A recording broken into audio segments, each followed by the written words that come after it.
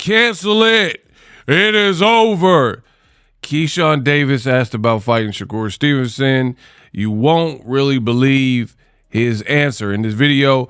I'm going to break it down. What up, Fight World? It's your boy Ego, and I'm back with some more boxing.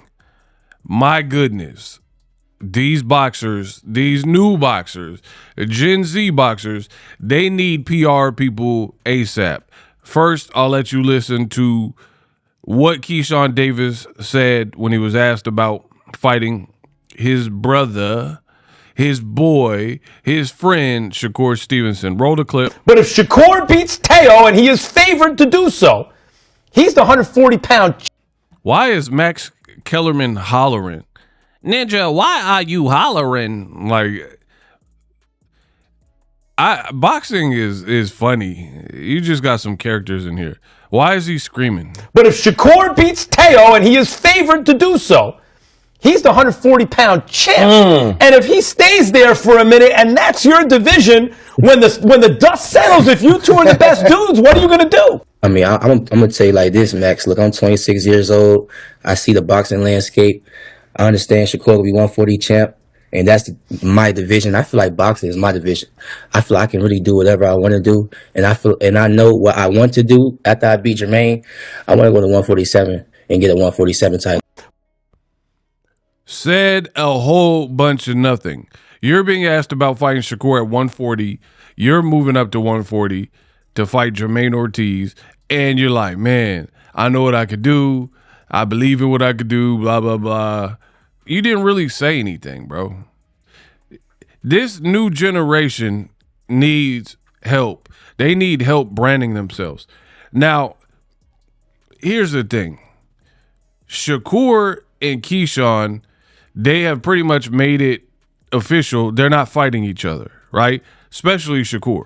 Shakur did a recent interview, and I've already made a video about it, where he's talking about the only way I'm not fighting him unless the bag was $500 million a piece. That's $1 billion. Nobody that has that type of money is gonna bankroll no Shakur Stevenson and Keyshawn Davis. Like, the nerve of you. Mayweather, Pacquiao, they both didn't get $500 million a piece, and that's the biggest fight of all time. Definitely the biggest fight in my generation. Who'd want to see Shakur fight Keyshawn Davis that bad where they're going to put up a Billy? So that was just kind of a redundant thing to say. Now Keyshawn's being asked about fighting Shakur, and he's not really talking about nothing. And mind you, he's like, 140 is my division. I feel like boxing is my division. What does that even mean? Somebody let me know. When the dust settles, if you two are the best dudes, what are you going to do? I mean, I'm going to tell you like this, Max. Look, I'm 26 years old. I see the boxing landscape. I understand Shakur will be 140 champ, and that's my division. I feel like boxing is my division. I feel like I can really do whatever I want to do, and I know what I want to do after I beat Jermaine. I want to go to 147 and get a 147 title. But if boxing is my division makes no sense. I know what I could do, and I know what I want to do. Like, it reminds me of Rush Hour when Chris Tucker was like, man, how come you ain't tell me you speak English? Why you ain't tell me you speak English? And he was like, I didn't say I didn't. You assume I didn't. And he was like, assume I kick your little Bayesian ass, right? And he was like, not speaking is not the same as not speaking. I like to talk. I like to let people talk. It makes it easier to find out how foolish they are. Like, that's what Keyshawn sound like. Do you understand the words that are coming out of my mouth? Right? He sounds straight up Lee. Kata, wah, who, yeah. What is it good for? Absolutely nothing. Say it with me. You are. Bro, the man said, I like to talk. I like to let people talk. It makes it easier to find out how. Bro, what are you talking about? I can do what I want. I like to do what I want. I do what I know I want to do, what I can, what I want. Bro, get this Dr. Seuss Ritalin interview out of my face, bro. Just say you ain't fighting Shakur like he been saying to you.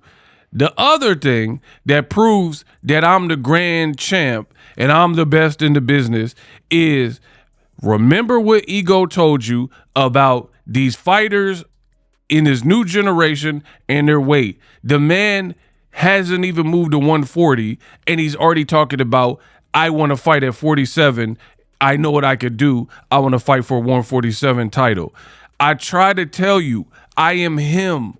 Or as Shakur Stevenson would say, I'm hum, right? These fighters are not really fighting at their correct divisions. They're weight bullying. They're doing, the only reason they're able to get away with it is because they're in their 20s. When you're 20, your body is more forgiving and you can have a bit of grace, right? But when you start pushing that 30, you can't start doing that. It becomes more and more detrimental to your health doing all these crazy weight cuts. Remember when Shakur Stevenson, Ray Ford, Montana Love, and Keyshawn flew over there and ran over there to Jake Paul trying to help him beat Tank, right? And they're in his camp. And there's pictures with Jake Paul, who's fighting at cruiserweight, heavyweight, right around there. And I told you, I was like, look at this picture. These dudes that are fighting nowhere near cruiserweight, nowhere near the division, they look not that much smaller than Jake Paul, right? Especially Keyshawn, right? So, and then Keyshawn was with Richardson Hitchens, and Richardson Hitchens looked bigger than him. So what does that tell you? These dudes are pump faking the weight classes. Devin Haney has 1 or 2 fights at 140. This is why boxing is not the same. This is one of the reasons. Devin Haney had like 1 or 2 fights, Regis Prograis, Ryan Garcia, boom, he out. He can't make the weight. He not fighting Sandor Martin, yada, yada, yada. What is happening? You got guys who, Ryan Garcia, I don't think he ever made the 140, right? And then now he got to move up. You got Jerron Ennis, where the whole time Boxing Ego was like, this kid too big for welterweight. He going to have to move up. He definitely going to have to move up. And Jerron Boots Ennis was subbing my channel and kind of responded to it like, these YouTubers don't know what they talking about. Wampty. I make weight great. I was eating good on Tuesday. I made weight. I was at weight. Then why'd you move up? Devin Haney and Jerron Ennis would be a great fight at 147, pretty much aligned with similar people, but you had to move up to 154. Bro, this whole weight class, these dudes are pump faking their weights. It is what it is. And remember, I've been stressing this a while on my channel when no one else would be man enough and man up to say it. Everybody else want to be buddy in this game. I got enough friends. I'm not trying to make enemies or beef with people, but at the same time, I'm not going to stop being who I am, stop telling the truth because you don't like the truth, even though it is the truth. It's not how I get down at all. So Keyshawn fighting Jermaine Ortiz and he talking about moving to 147, crazy.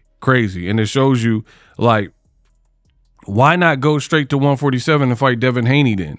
You know what I mean? Why even have a stopover at 40 to, a pit stop to fight Jermaine Ortiz when you could just, you probably should be at 47 for real.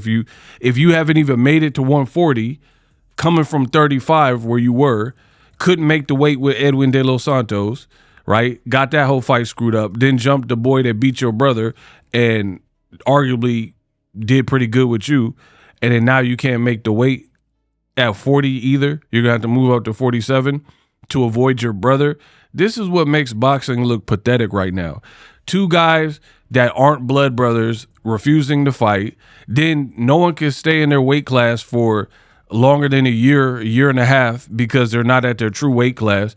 Back in the day, you had fighters who, Sugar Shane Mosley, he would be a lightweight until he ran through the whole division and there's nobody else that was even remotely a big fight, so he had to move up. And the big fights were to bypass 140 and move straight to 147, right? Why didn't Keyshawn do that, right?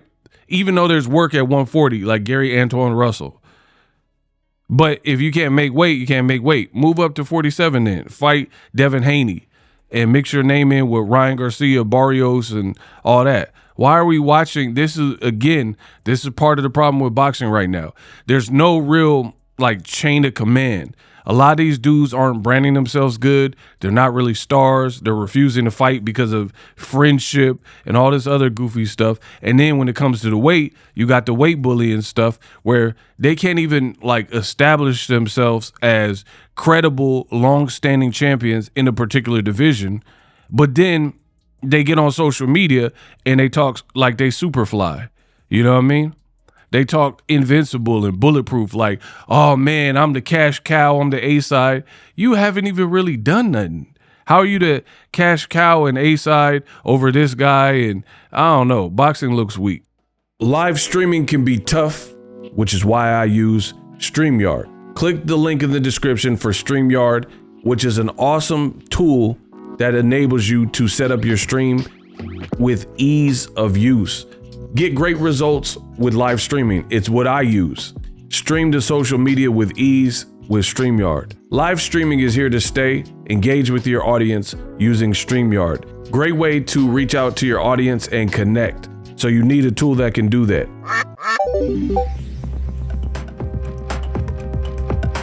If you're new to YouTube and you're struggling to get views, one tool I can provide to you is TubeBuddy. I've been on YouTube over 10 years. I use TubeBuddy daily to crank out videos just like this one that you're watching. Learn how the pros do it with TubeBuddy. YouTube receives a lot of traffic, which also means a lot of creators, a lot of people putting out content. So you need to learn the ropes so you know how to separate yourself, especially if you're new, but even if you're a pro, use TubeBuddy. The link is in the description.